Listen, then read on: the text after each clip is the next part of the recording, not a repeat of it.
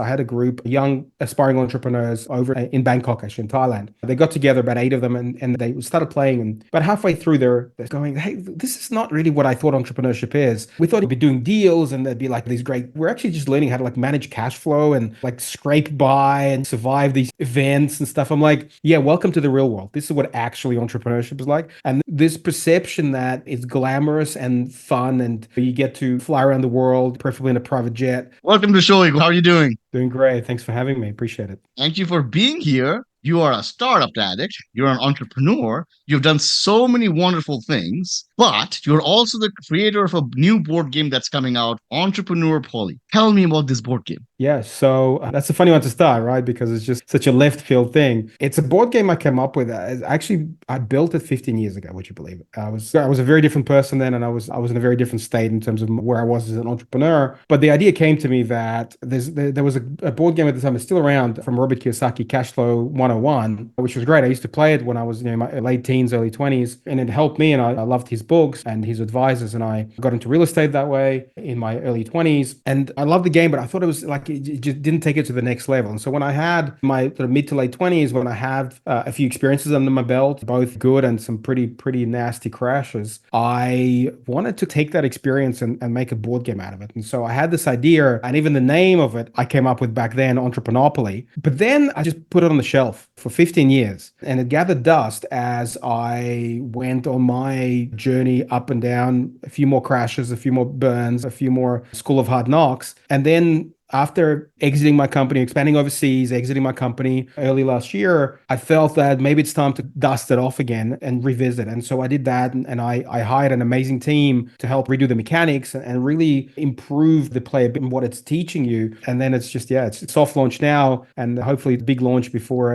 end of the year. And it's really about what I call crowd's entrepreneurial experience. It's about sharing what it's truly, not the rose-colored version that you see in movies where, things go great or whatever. It's like, it's the real thing. You get punched in the face on a daily basis and you have to deal with it. And sometimes you get lucky, and sometimes you meet a con man, and sometimes you meet a great mentor, and all. It's all in there. And it's supposed to teach you that, and also financial literacy, which is really important if you want to be successful in entrepreneurship. So that's how it came about. With learning anything, gamification of it is the best way to learn it. And it seems like you have a lot of real life experience that you have put into this game. You talked about looking at entrepreneurship, not just through the rose colored glasses, but through the reality of things. So, in your real world, as you're building businesses, as you're mentoring young and upcoming business owners, what do you think is the biggest misconception that people have about entrepreneurship? It's funny, actually, that misconception really stood out when I was doing play testing with the game. And I tied back to the game, but because this is just such a good example of it. One of the first, maybe the third play test, I had a group of young aspiring entrepreneurs over in Bangkok, actually in Thailand. They got together, about eight of them, and they started playing. And about halfway through, they're going, "Hey, this is not really what I thought entrepreneurship is. We thought we'd be doing deals, and there'd be like these great. We're actually just learning how to like manage cash flow and like scrape by and survive these events and stuff." I'm like, "Yeah, welcome to the real world. This is what actually entrepreneurship is like." And this perception that it's glamorous and fun, and you get to fly around the world, preferably in a private jet. That's I call it like the TikTok or Instagram,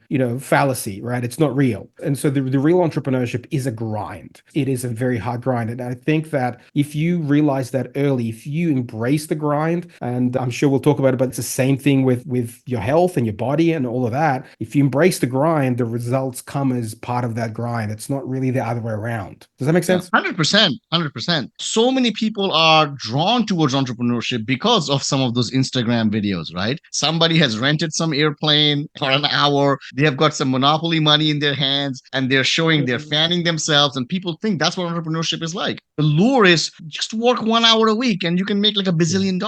But for those of us who are in it, we know that's not what it's all about. But for those who are listening to this, they might be wondering, if it's this hard, why go through the grind? Why are we built the way we are that we want to do this? That's a really good question. And it's a hard one. But talking about renting airplanes, I know that I'm here in Dallas, right? And I know that at Addison Airport, there's a company that you could rent a jet for an hour, but not to fly, just to go and do photos with. They would rent the jet with a photographer for your Instagram. So that just shows you how real those photographs are. And now with AI, that's even easier. So it's a great question. Why do we do this when it's so hard and your chance of failure is so high? For me, the answer may be different different to a lot of people. So I'll try to answer what it is really for me and what I think it is for many people that I've met through my entrepreneurial journey. For me, it's just the way I'm built. And it's a cheat of an answer, right? Because how do you know you built that way? I don't know, but I just found that I just cannot do something else. I tried really hard. I had a really successful career in technology, and I could have had an amazingly high paying job in tech. I just couldn't do it. I had craved. It's almost if you're an artist and you have this thing inside you that's just it's dying to get out. You need to let it out, and that's how I found my journey. And it allowed me. It's a double-edged sword because in times when I almost gave up, I was like, I just got to give up. This is not working. I am failing. My family's suffering. Why am I doing this to not just myself, but the people I love? And then I just couldn't. And because I didn't, I ended up where I am and where I'm going. And I'm loving the cliche. I'm loving the journey so much because I've embraced that grind and it's so rewarding every single day, not just the destination. But for a lot of people, I think it's the realization that they have it in them. They have something a little bit extra in them that they want to just explore. They want to actually, they want to find that satisfaction from the day-to-day thing, even if it's a grind, because you can work and there's nothing wrong with working for other people. I have some great staff in my companies and we're a great team. We're an awesome, but they don't want to be at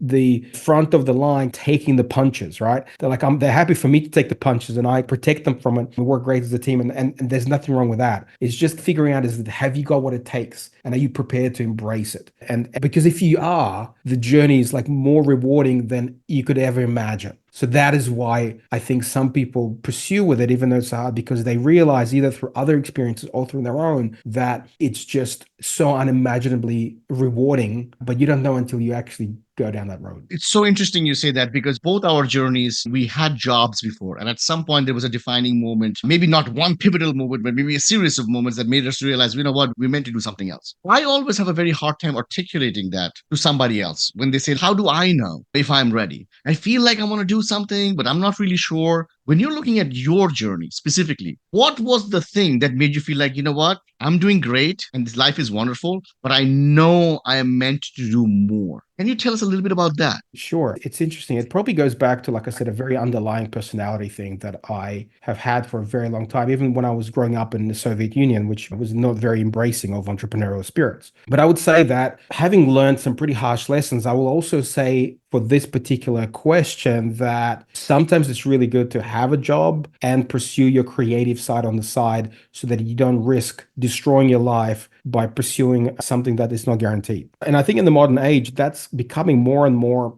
accepted. And in fact, to a point where, like with my team, I always encourage them, say, hey, listen, if you want to have a side hustle, tell me. I'll be happy to support you because I think it actually makes for better employees because they get to experience a little bit of what you experience of how you got there. So I think it's a really great add-on to have in your team someone who's got that ambition and drive and they're prepared to invest in themselves and something greater than themselves.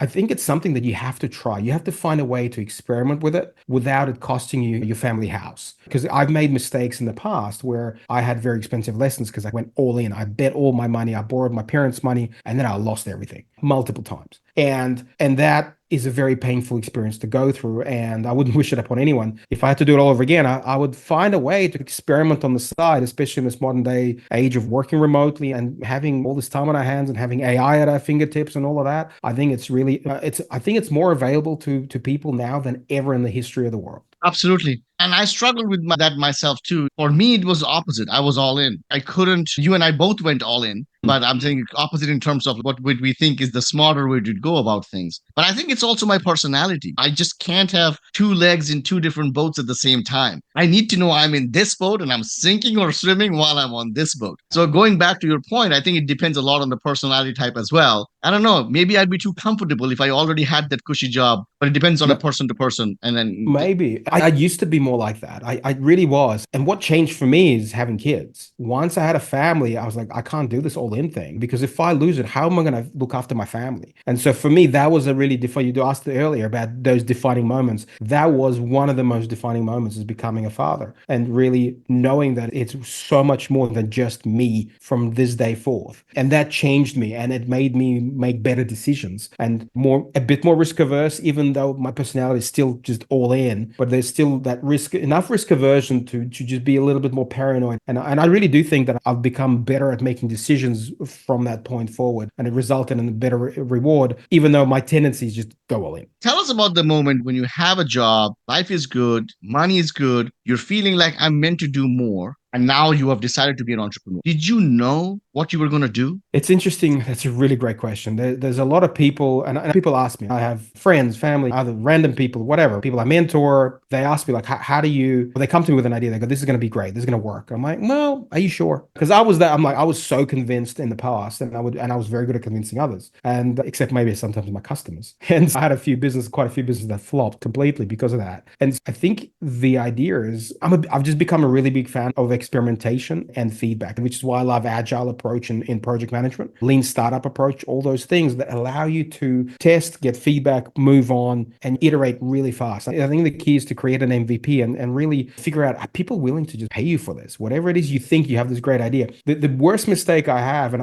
in fact, I was on a phone call yesterday. Someone from Indonesia, friend of a friend, called me and they wanted to have a Zoom call for an hour and kind of pitch what their co-founder in a company. And for the entire hour, I was trying to understand who's their customer and who's paying them. And they were so convinced that it was such a great business. And it was really hard to get through to them to go, but like, how do you know? And so for me, it's you got to be able to experiment. You got to run short experiments, get very quick feedback, fail. You've heard this before, fail fast. This is how you fail fast. You don't go and build the entire product and launch it and then hope for the best. You go MVP, test, did I hit the mark? Are my customers actually going to get their credit cards out and pay for this? And then iterate. And then once you pursue that, then you can make a decision, I think, of, hey, what's the viability here? Can this replace my income? And in what time period? Can I answer your question? Absolutely. The concept of creating a minimum viable product, an MVP, just get something on a landing page to be able to put in front of a customer, see if they want to put a credit card, if there's any merit to this idea. Because so many entrepreneurs spend so much time and effort first building the product purely based out of hopes and dreams. And hope, as we both know, is a drug, right? It's a great way to put it, actually. I love that. Hope is the reason why we continue to stay in a relationship when we know we should have broken up. Hope is the reason we continue to stay in a business when we know we should have exited a long time ago. And the more work we put in it, the more hope we have, which, if we're looking to build a business, is not productive if it's not going to be a good idea. It's not going to work out. So I love you wrote a book on leveraging the principles of project management, and you called it Practical Manifestation. So let's move into this realm of thing. How did that come about? So again, this is an interesting one. I remember the exact moment the book idea came to me, and I'll just follow up because I've got another book coming out, and the second one in the series called Agile Manifestation, using the Agile principles, which I was just mentioning a second ago. But going back to practical manifestation, do you remember 15 years ago, there's a movie came out, The Secret, and I watched it, and I was really into like self-development back then, and I still am, just in a different way to when I was back there and back then. And I remember watching the movie, and there was one particular scene I still remember, which kind of pissed me off. Right, it was this scene where this guy sitting in a couch with a plastic steering wheel, and he's imagining this car, and the car was a Nissan 350Z. And it's funny because I had that car before and I was already moved on to a way better car. And I was like, what, really? Is that all you dream about? And this whole thing, you know what? Sitting in your couch with a plastic steering wheel, imagining your dream car is not going to put a dream car in your freaking driveway, right? It's just not going to happen. And so that anger prompted me to write a book. And so I said, I projects I run, I worked on many projects, and I thought these companies deliver all these amazing things for their customers, for internal stakeholders, etc. They don't sit on their couch manifesting it, right? They actually put tasks into motion and they get it delivered. So I thought, I'm going to take the principles I learned in project management and I'm going to apply it to this concept of manifestation. And so that kind of, again, that book came out of that idea that we don't have to reinvent the wheel. If you want to achieve your dream, the actual book focuses, funnily enough, on manifesting your dream car. Because I went through that process and I had Ferraris and Lamborghinis and Maseratis and whatever. I was in my 20s. That was important to me. Don't really care about it now. But back then it was important. So I went through this process and I document that process in the book. And I talk about how I broke it down into small steps and I followed basically a process. And that's what I realized is a lot of people, they go straight for the outcome. I want my dream house. Okay, what kind of house is it? Most people can't answer very specific question. I do this exercise with people where I'm like, tell me your dream things. You have maybe a vision board, right? And you have your dream house on it and your dream car and your dream holiday. Let's use this example. People say, my dream car is a Ferrari. Great. Which one? And at that point, they're like, what do you mean? So they've produced like 100 different models. Which one? And I haven't got that far yet. I'm like, how do you know you're going to get it?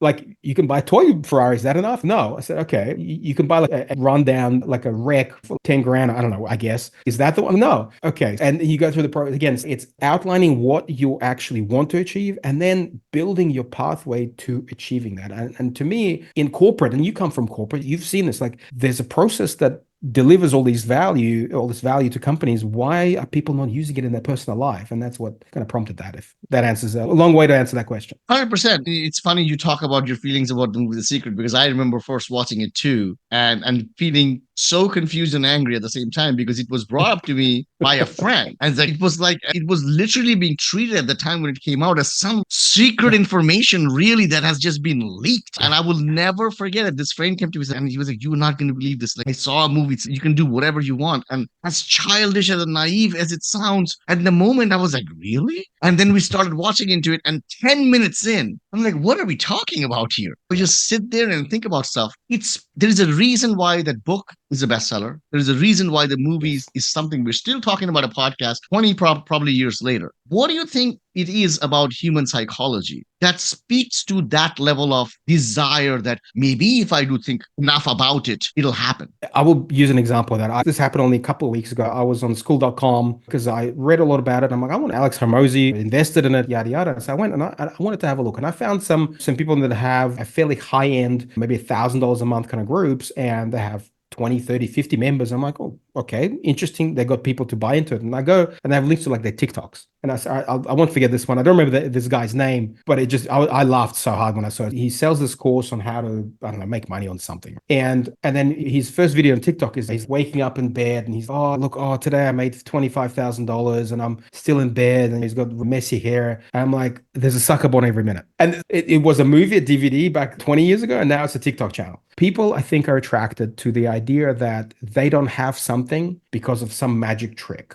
And I think the realization that you take responsibility for what you have today. And the key thing that I think people also struggle with a little bit, and I don't know why, is your decision today. Sorry, let me rephrase. Your situation today is a product of your decisions yesterday. So what decisions are you going to make today for your outcome tomorrow? Great example is weight loss, right? I've gone through a weight loss. I know you have gone through a weight loss. We talked about it before, right? You are not let's say you're over 30 pounds overweight, right? Today. You are not overweight today because of what you ate this morning for breakfast, right? And people have that attitude towards their success, whatever success may be, whether it's health or whether it's money or career or whatever. And so it's easy to watch a movie or a TikTok that says you can stay the way you are, keep making bad decisions and still make $25,000 a day. It's that is such an appealing story. But ultimately, it's just fiction. It is just a story. And I think that's what attracts people. And because the other path, like the question you asked earlier, the grind is hard. And sometimes people go, you know what, it's too hard. And you know what, that's okay. Just take responsibility for it. Take ownership and go, look, I'm not prepared for this grind. Like,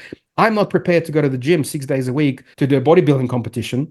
I just not. I'd rather go play golf, right? That's just simple priorities, and I'm okay with that. But if I went and said, if there's a secret to me, I can win a bodybuilding competition by sitting on my couch and manifesting muscles into existence and manifesting fat away from me to someone else, people think it's ridiculous. But I feel like that's what some of this people buy into that story. I really like it how you put it because I've never thought about it this way. You said that people want to believe that they can continue to make the wrong decisions or the choices that they are doing right now and still be able to wake up tomorrow morning and be making $25,000 a month or whatever their version of success is. Yes. As human beings, we want to be lazy. When we are given the option to not be lazy, we choose being lazy. There's a reason why, in a way, I am sitting on a chair right now when I could just be using the standing desk and standing and talking to you. I think there's an innate desire in us to seek comfort. And perhaps this is just an extreme version of it. I don't have to change. I don't have to work. Right? I'll just do it. But it's perpetuated by charlatans who make you believe that this is possible. And only those of us who have been through the grind and who have achieved whatever little bits we have achieved, we have conclusive fact that you can't just dream this stuff up, right? That's true. And I like the whole comfort concept because some people who do workouts, and I don't do as much as you do, but I do my own version. And as I've gotten fitter and healthier, I started to enjoy it more. Right. And I tell people, like, when you grind at your business and your results, the reward you get from that is indescribable. It's very hard to articulate just how amazing that feeling is. And I think if people realize that you get that kind of reward from it, and that's something that I'd like people to learn, that's the message I want to get out there is if you realize how rewarding it is, how much fun it is to go through the grind, even when it's hard. People talk about it with workouts. Joe Rogan, I love the way he talks about working out. But the same applies to business, and the same applies to I think to any, like, I work hard on being a parent. I work my butt off to be a good parent, to not lose my mind when something goes wrong with the kids. I worked for years to build a relationship with my kids that I am so proud of. And when I see them respond, the reward is it comes more than the business one. But it didn't happen I wasn't just born with this manual of how to raise kids. Like, none of us are, right? We all have to go through this, but the grind is worth it when you start seeing the result. And maybe that's where they revert to what you call the laziness, right? When they don't see the result, or the result's not what they expected, and they just go back to the mean. They revert back to the mean, and instead of setting up a new mean, if that makes sense. I love how you said that if I'm overweight right now, it isn't because of the breakfast I ate today. It's because of the breakfast I've been eating and lunches I've been eating and the dinners I've been eating for the last 5 years or 10 years or so. Exactly. So coming back to your book and your first book, and coming back to the understanding that manifesting your life by thinking about it is not the right way to do it, by creating a project out of it, having an end goal, reverse engineering way back, then creating a forward moving strategy. If I'm listening to this podcast and I'm like, I get it, what are a couple of the first steps you would say for someone to come up with that strategy that could put them on the right track? Sure. My wife and I actually do this usually first week of every year. We've been doing it for over a decade. And it's a really fun. We have a lot of conversations about this throughout the year, but I really love when we do this in the first few days of a new year. We'll go, okay, what kind of year do we want to have? And we sit down and we usually have a nice coffee, maybe some wine. That always makes it more fun. And we start writing out like, hey, how many massages a week do you want to have? My wife would say, you know what? I gotta get bored sometimes, so I'm happy with one a week. Okay, I'm like, I'm with me. I want to have two, or you know what? I want to have three a week. And then we go through how many holidays do you want to go? Okay, do you want to go big international ones? Do you want to go like domestic? And we get like a 3-page list of the things we want for this year, and that becomes our target, right? We go, that's what our year is, and then we do a next step, which a lot of people do something like that, whether it was New Year's resolutions and stuff. This is way more detailed than that. And then we do a next thing. And then we go, how much is it going to cost? So we go, okay, let's say I want one massage a week, $60. Two massages a week, $120. Combined, $180 a week times 48. When we're here, say 48 weeks a year, that's the number. And we run through the entire list and we cost out the entire thing. Kids' education, parties, gifts, like a budget, but more like a target. And then you throw not like a budget where you go like electricity, hey, we want to have 10 grand for a month for stuff, whatever. And you get to an end and let's say you get to a big number, $40,000 a month. You go, wow, that's okay. We got to make $480,000 a year after tax to live this, what we call ideal life. I'm not saying that what we spend, by the way, please. This is not evidence of that, all right? But what I'm saying is that we go right out like this crazy ideal life. Like, what are you traveling first class and yada, yada, write it out. And then you cost it out. And then you realize, okay, so let's say it's $500,000 a year. Okay, so you got to make $500,000 a year. So let's say you have a product.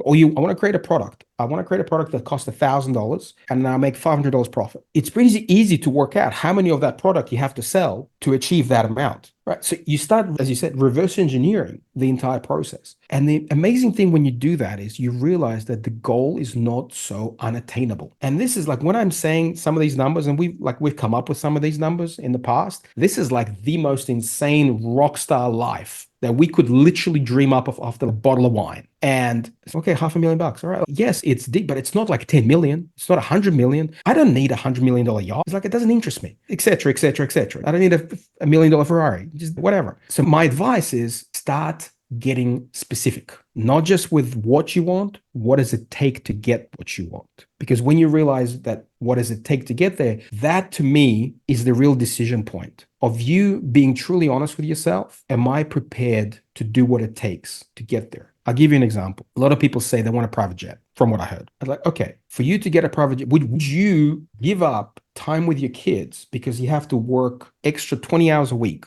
to be able to afford a private jet? If that's what it takes, now I'm not saying it's always that, I'm just using it as an example, right? Are you prepared to do that? And if the answer is no, then do you really want that private jet? I'm being extreme here, but I think extreme examples highlight some of these ideas that people get in their heads. And so my view is start specific, work out how much it costs. What does it take to get to that level, and you're off to a very good start to actually achieving everything you want in life. Truly want, not I think I want it. Truly want. There's a difference. Yeah, the theme that keeps coming back over and over is specificity and clarity. In the example that you're giving for planning out expenses for the year, and the example that you're giving about coming up with the business idea or asking people, it's a Ferrari, is it a toy Ferrari? That was quite funny. I loved it. Specificity of the goal, that's what it matters. So let's say now I am listening to this and I said, okay, I figured out I'm starting a business. It's a product-based business, and I need to be able to sell 30 units of my $500 product a month to be able to come up with my year goal, right? I have that idea.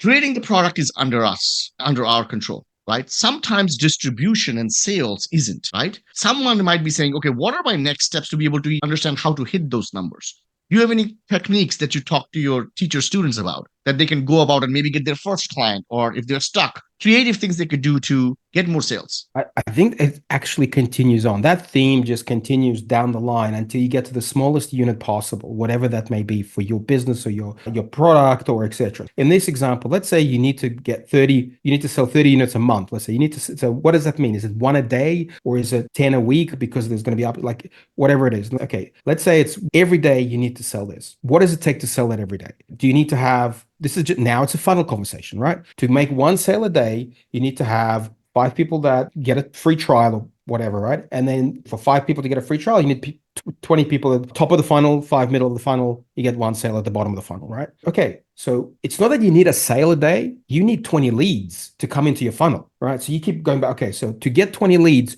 what do I need to do? To get 20 leads, I need to spend, let's say, $20 a lead. So I need to spend $400 a day on Facebook ads. Okay, do you have 4 day? Now, if you don't have $400 a day to spend on Facebook ads, you go, I'm not going to be able to hit that. So work with what you have, what you can invest, etc. Adjust. And this is what I'm saying, you can experiment. But you got to keep going back and, okay, to get $400 a day, what do you need to have? You need to have, let's say, 1 month worth of ad spend in your bank account, so that you don't run out, so that your ads don't stop showing. 400 times 30 days, $12,000. Okay, $12,000. What does it take for you to have $12,000? Okay, do you need to earn that money? Can you borrow that money? Can you get an investment? You get the idea, right? You keep going until this is your action item. So let's say your action item is to borrow $12,000 at 10% interest per year, and you're going to arbitrage that money into ads because you have done the experiment, you've done the pre-work to know that it takes 20 leads for 1 sale to make you $500. I'm just making these numbers up. They probably don't make any sense. But my point is, you go back and you go, this is how I'm going to achieve. So that whole chain starts off with the $12,000. And so once you get that 12,000 in the bank account, you start the chain and you follow the bouncing ball through to your leads, and you keep tracking it and you keep adjusting it. So my advice is, go back to that. Don't start your ads without knowing what it takes. Don't start your ads until you know your ratios. How do you know your ratios? You experiment. Read about lean canvas, read about agile methodology, right? It's the same principles that apply. Does that make sense? Does that answer your question? Absolutely, absolutely. The advice is it's worth its weight in gold, right? It's what you're talking about is completion of the thought process, completion of the thought exercise, instead of just stopping somewhere and hoping and praying and dreaming. So to use your analogy, if it was like, well, I need to get to 20 leads, and that's where I stop, I guess I got to get to 20 leads. You haven't explored how am I going to get to 20 leads, what it takes to get to 20 leads, and that's where it's a recipe for a disaster, right? That's one example. Yeah. That's just one example. But that same example apply. You go all the way back until you literally know what your next action is. Absolutely. And what I was going to add to that was that you brought the example of New Year's resolution. So many people make a resolution to lose a certain amount of weight, right? And they get very excited and they say, I want to lose 5 pounds a week. Right. And maybe they do 5 pounds the first week because there's a lot of water weight, but it's not sustainable. Right? And because it's a lack of clarity in the goal, it's a continuous process of decreased motivation. I'll tell you what my dad says. My dad's got the funniest answer to whenever I used to say for years until I started doing this the right way. I would say, I just want to lose 40 pounds because I'm quite overweight. And you can just cut your leg off. You'll lose it the next day. I'm like, okay, fair point. So that's why now I'm like, no, I want to have 12% body fat. Right? What does 12% body fat look like? It means your caloric intake is this, your output is this. You know what it is, right? Your macros are this. It's a very different conversation versus I just want to lose 40 pounds. But I always like this, just cut your leg off. That was his answer. Yeah. That was really funny. Yeah. I like it. It's funny, guy. Let's get into the fitness realm of things. Here you are, entrepreneur, author, building companies, doing all these marvelous things, helping students build their businesses. Now you're in a phase in your life, you're looking to challenge yourself physically. You're looking to get to a 12% body fat. But my question is why? You could just lose a couple pounds and be in a relatively fit shape. 12% body fat is a really challenging goal. Is it the same extension of the mindset that you have that I want to go all in, or is there something else happening? I think it is. I think it's someone asked me the same thing about golf. Like, I want to play off scratch, which is zero handicap for non-golfers. I'm sorry. Everyone can look up what a handicap is later. But the point is, it's like really good. And I'm like under 5 handicap, so 4.5, 4.7, whatever. And the lower you get to zero, the harder it is. And people ask me, why do you want to play off scratch? And I don't really have a good answer. I just wanna, okay? I just wanna. And it's just, I've set a goal. It's a challenge. I think it's the satisfaction of achieving something that's really freaking hard. I think that's what it is. And so 12% body fat is the same. So I just what I want, because I know it's really hard. And I know when I get there, and even as I'm getting there, I feel so great. And the reward is so high. It's like achieving that is going to just give me this massive satisfaction. And it's just in here, because there's no reason for me to justify it, really. Like, I'm not competing. I'm not doing this or that. I just, in my head, that is what I want. And you know what? I'm okay with that. And I think that's an interesting thing that I realized maybe in the last only few years, where if the answer is, this is what I want because it makes me feel good. And I also have 2 reasons, right? One of that is that, but also I want to set a great example for my kids of prioritizing health and fitness and longevity in their life. So I have that as a driver. And then on the other side, in terms of the actual numbers, it's a metric that I can measure. And I'm a data geek. I like metrics. I like knowing specific, KPIs, outcomes, etc. And so for me, it is knowing that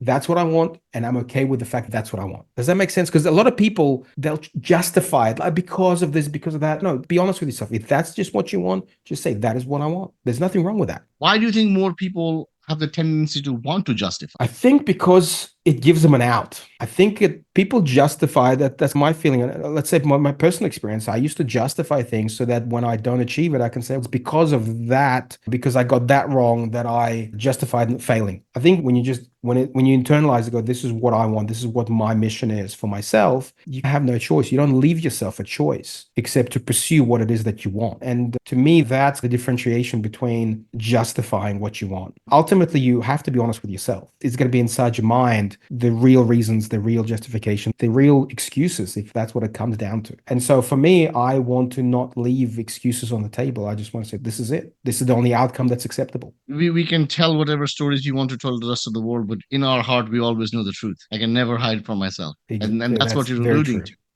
Very true. This passion for golf obviously has, I don't know if it has, you tell me. You are involved with Golf Track and taking this company to a whole different level, right? Is it the passion for golf that led you to this business venture? Or you just happened to have a business venture that was associated with the passion of yours? I guess the question is, how important is it to tie your passion to a business venture? Or could we have businesses that have nothing to do with proverbial passion? It's definitely the latter. And I think Scott Galloway talks about it really well, especially in whatever podcast he's been doing the last 12 months. He's really articulated better than I've heard anyone else before. He says, don't find what you're passionate about, find what you're good at. And so if it happens to be that you're good at something and you're passionate about it, you've hit the lottery, because you will work to exhaustion because you just love it so much. And I am very lucky and grateful for that opportunity. But I got into golf by accident. I didn't mean to, but it got me addicted. I'm a startup addict and a golf addict. And I love it because it's so mental. It's such a mental sport, and the ball doesn't move. It's all on you. And I love that. And I think it's got a lot of similarities to life and to business. And so I got lucky, but before this, I built a successful consulting business that, to be honest, I actually didn't enjoy at all. In my 20s, built it to 22 staff and 4.5 million revenue, and didn't love it at all. But and I have a friend, actually, a great friend in Melbourne, Australia, who his whole philosophy is to find businesses that are like the least sexy, interesting, exciting businesses ever. One of them is literally renting out toilets, portable toilets.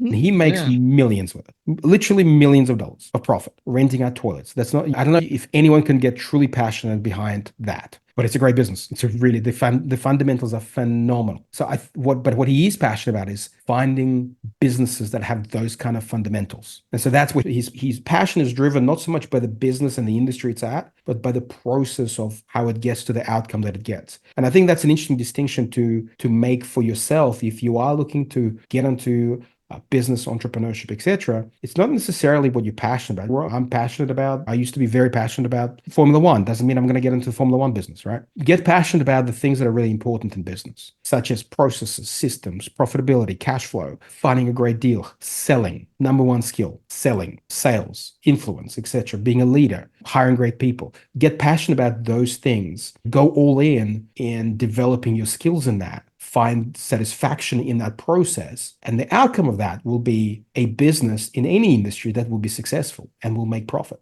Does that make sense? Absolutely. Absolutely. So, what phase of life are you in right now? You have conquered the business world. You are doing amazing at golf. You're getting better every single day, right? You're actively working on being a better dad every single day, right? You are focusing on your fitness journey. When you're looking at yourself 5 years down the line, 10 years down the line, what's the vision? Where do you want to be at? That's a great question. I just back to where I am in terms of where I'm in my phase right now. Having sold my company to Golf Tech and Skytrack, which are great companies, and I've had an amazing experience integrating a little business that I grew from Australia to the US, to Europe, and then becoming part of this amazing international business has been one of the key things that has really allowed me to expand my horizons and expand my belief in myself and build a bigger vision. So as I am in this process of realizing myself and realizing what I've accomplished so far. And I just turned 44 a few months ago. And it's funny, back when I was in my 20s, I thought I'd get to this point in my late 20s, when I was in my early 20s. But most early 20s think that way. And again, if you are in your early 20s, you think that you've got another thing coming, most likely. But just enjoy the ride. But the phase of life I am now enjoying the most is the wholesomeness of life. I used to do this exercise when I was doing self-development, personal development, the wheel of life, where you have 8, 10 categories and you score them. And the wheel needs to be, what do you call it when something is equal lengths? It needs to be more round than like spiky, because then it doesn't make for a wholesome life. And symmetric, that's the word I was looking for, symmetric. And what I've realized now in this kind of phase of life is that symmetry is amazing. Life is just so good when you do have that symmetry. Now, I have a great family. I have a great time with my kids, a great relationship. I have a great relationship with my parents. I have a great relationship with my friends. I get to speak to people like you and had an absolute blast. I get to work in golf. I get to play golf. I get to travel the world and do crazy things when I choose to do crazy things. Sometimes I do. It's fun. And so the phase of life is really this kind of, I feel like it's like a sunrise of these amazing things that is possible. And it's possible in things that I did not expect when I was younger. I didn't realize that having such a great relationship with your kids can be so more important than I could ever put into words, or having a great marriage, or having a great relationship with your parents,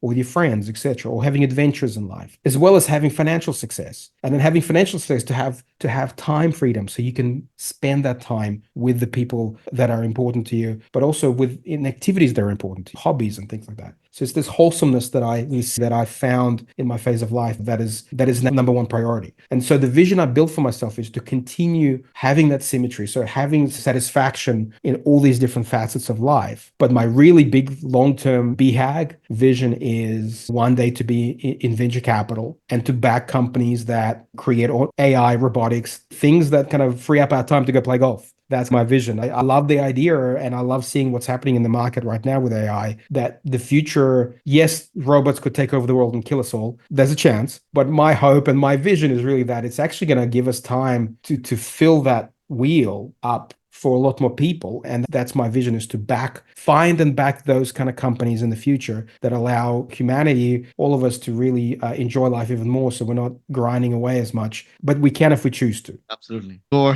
there are men who talk, and then there's men who do the work and they show others how they did it, because they are not hoarding information. They're here to teach. That's what a true leader is about. Every single bit of a conversation that I've ever had with you has just been a representation of that, of the type of person you are. You're not only somebody who pushes the limits for yourself, you raise everybody around you to a next level. And It's evident why you have achieved success and such wholesomeness in all aspects of life. I cannot thank you more for being on the show. Any last words for our audience? Just find a way to enjoy the grind. And I know you do. And I know we've talked about that. And I just want to thank you for the opportunity to talk and some great questions and insights that I've had as well. And hopefully your audience gets something out of it. And I really appreciate the time. Absolutely. Thank you so much for being on the show. Thank you.